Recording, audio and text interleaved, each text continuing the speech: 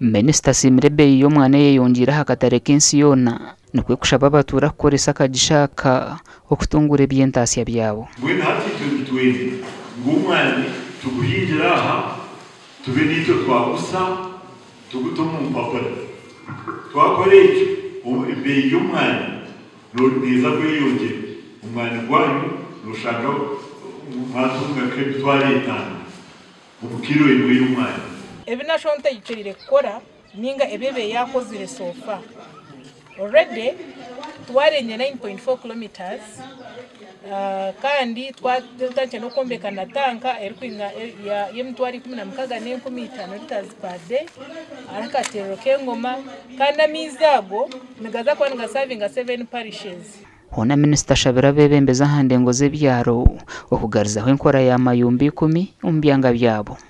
Muje mugarike arumayumba 10 RC1 umuntu twarije arumusya ari reporting ya RC1 bareba umuntu musya mu reporting nje mutwarebaho umuntu musya umwete umukwata nimukibangu mwino bushobozi bwo kwata umuntu so ngate hindu kugambira turemune twine kutese twine tukora kuruga total ko goma ko sente go 2025 kandi ngato gomanyo guturumutsa koro guturwanya kajeme ukuzaba yanja tomaze kutunga sente zo kandi turumutsa kukora.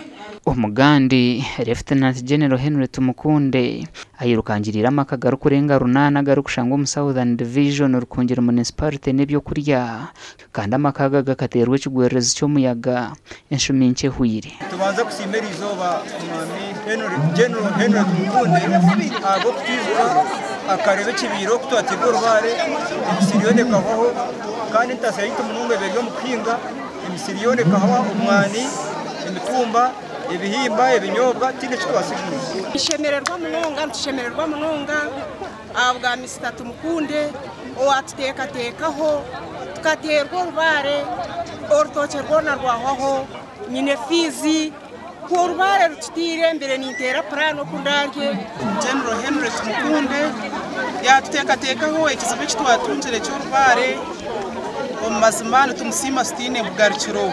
Abatungira ubuhwezi no bargombya ronkanya mabare Kabwire Kafunda Kanyanku Maya hamwe na Karo abayirebya ine muhogo zona zakonkoboka konkansima General Tumukunde abo kurumuranga akatwereza ubuhunga kahereza abantu akahunga mwene twino rufumungu echambo kirakutambire kigira kita ibyo bintu biratuhereza amaso abo kuba mukatero rubare shani kandi bishane byo nibyo byarukiraho kureta akahunga akutwabaretera.